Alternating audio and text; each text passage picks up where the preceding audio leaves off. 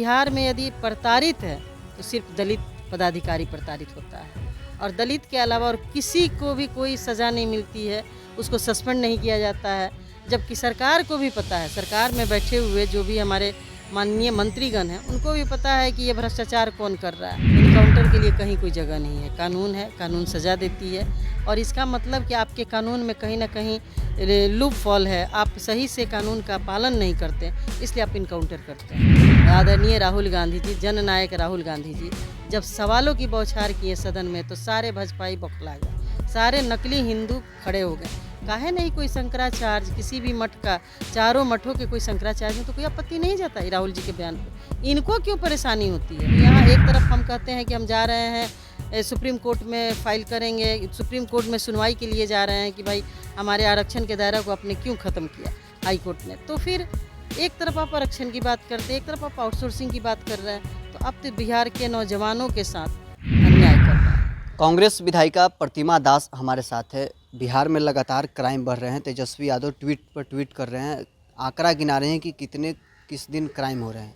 देखिए, क्राइम की बात क्या कीजिएगा, 18 साल से डबल इंजन की सरकार है और ये सत्ता प्रयोजित क्राइम है। दूसरी बात है कि क्राइम से भी ज़्यादा भयानक स्थिति हो गई है अफसरशाही और भ्रष्टाचार। बिना चढ़ावा का कोई काम नहीं होता है और यदि उस पर कोई कंप्लेन कोई माननीय विधायक लिखते हैं या फिर कोई भी व्यक्ति, आम आदमी भी यदि कंप्लेन लिखता है, वो चिट्ठी पहुंचते पहुंचते माननीय मंत्री जी के पास पहुंचता है, तो वहां से उनको संरक्षण प्राप्त होता है उन अधिकारियों को। और यहाँ बिहार में यदि प्रताड़ित है तो सिर्फ दलित पदाधिकारी प्रताड़ित होता है और दलित के अलावा और किसी को भी कोई सज़ा नहीं मिलती है, उसको सस्पेंड नहीं किया जाता है। जबकि सरकार को भी पता है, सरकार में बैठे हुए जो भी हमारे माननीय मंत्रीगण हैं उनको भी पता है कि ये भ्रष्टाचार कौन कर रहा है, कैसे हो रहा है, कितना घोटाला है। उसके बावजूद भी कितने अधिकारी को आपने देखा है कि सस्पेंड हुए। शराबबंदी में इतने सारे लोग मर गए, कितने अधिकारी सस्पेंड हुए। तो ये बिहार जो है घोटाला और भ्रष्टाचार का अड्डा बना हुआ है। तो बिहार के डिप्टी सीएम है विजय कुमार सिन्हा, वो कह रहे हैं कि यूपी में जो मॉडल लागू है वो बिहार से लिया गया है। 2005 से ही बिहार में इनकाउंटर जारी है।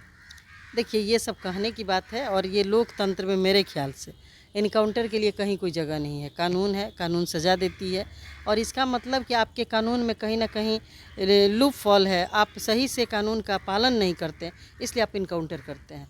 इनकाउंटर ऐसा तो कोई बिहार में इतना बड़ा अपराधी नहीं है जिसको इनकाउंटर नहीं किया जाता तो काम बिगड़ जाती। हो सकता है किसी को बचाने के लिए इनकाउंटर कर रहे होंगे ये लोग, तो इसका हम समर्थन नहीं करते हैं। और जेडीयू के प्रवक्ता कह रहे हैं कि बिहार में कानूनी इनकाउंटर 5 से जारी है। ऐसा कुछ भी नहीं है, कानूनी इनकाउंटर जारी है तो अब तो पुलिस प्रशासन भ्रष्टाचार में संलिप्त है, उसका क्या करेंगे? अपराधी को तो आप इनकाउंटर करते हैं, लेकिन जो पुलिस पदाधिकारियों द्वारा जो अपराध किया जा रहा है, गरीब गुरबा को फंसाया जा रहा है, पैसा ऐंठा जा रहा है, बिना पैसों का एफआईआर नहीं होता, घूस लेते दरोगा, घूस लेने का वीडियो और ऑडियो वायरल हो रहा है। एक महिला दरोगा एक महिला से 20,000 रुपये की डिमांड करी, ये तो मीडिया में आ गया। ऐसा हजारों उदाहरण पड़ा हुआ है बिहार, जो गरीबों को प्रताड़ित कर रहे हैं। प्रधानमंत्री संसद में राहुल गांधी को बच्चा बता रहे हैं, कैसे? देखिए, अब उनके पास कोई मुद्दा, पप्पू पप्पू कहते कहते तो उनका मुंह नहीं खियाता था, अब वो आ गए हैं बच्चा कहने पे। लेकिन ये बच्चा जो है, आदरणीय राहुल गांधी जी, जननायक राहुल गांधी जी जब सवालों की बौछार किए सदन में तो सारे भाजपाई बौखला गए, सारे नकली हिंदू खड़े हो गए। काहे नहीं कोई शंकराचार्य किसी भी मठ का, चारों मठों के कोई शंकराचार्य में तो कोई आपत्ति नहीं जाता है राहुल जी के बयान पे। इनको क्यों परेशानी होती है? इनको इसलिए परेशानी होती है कि सत्ता सुख हिंदुत्व के नाम पे ले रहे हैं और हिंदुओं को मूर्ख बना रहे हैं, इसलिए इनको परेशानी हो रही है। और राहुल जी पे उनको जो बोलना है बोले, देश की जनता उनको नेता मानती है। जेडीयू के लोग कह रहे हैं कि प्रधानमंत्री ने राहुल गांधी को ये बताया है कि अभी आप अपरिपक्व हैं, परिपक्व हो जाइए, अब लोकसभा में नेता प्रतिपक्ष हैं आप। हाँ, ये बात सही है। राहुल जी कभी उस तरीके का परिपक्वता नहीं लाएंगे जो जुमलेबाजी कर सके, जो झूठ बोले, जो देश के अंदर नफरत पैदा करे, जो लोगों को डराए। राहुल जी इस मामले में कभी परिपक्व नहीं हो सकते, क्योंकि जिस माहौल में, जिस संस्कार में वो पले बढ़े हैं, वहाँ प्रेम, भाईचारा, स्नेह और सादर सत्कार की बात होती है। इसलिए वैसी परिपक्वता कांग्रेसी कभी नहीं चाहेंगे कि राहुल जी के अंदर आए। अंतिम सवाल रहेगा, आज फिर से बिहार में नियुक्ति पत्र बांटे जा रहे हैं। महागठबंधन सरकार में नियुक्ति पत्र तो बांटे जा रहे थे, लेकिन अब एनडीए की सरकार में भी नियुक्ति पत्र बांटे जा रहे हैं। देखिए, नियुक्ति पत्र बांटिए, बेरोजगारी है, निश्चित रूप से ये अच्छी बात है, लेकिन जो आउटसोर्सिंग से जो नियुक्ति पत्र बांटी जा रही है वो एकदम से बिहार के नौजवानों के साथ और आरक्षण के खिलाफ है। क्योंकि देख रहे हैं बहुत से विभाग में ऐसा है कि आउटसोर्सिंग से बहाली की जा रही है।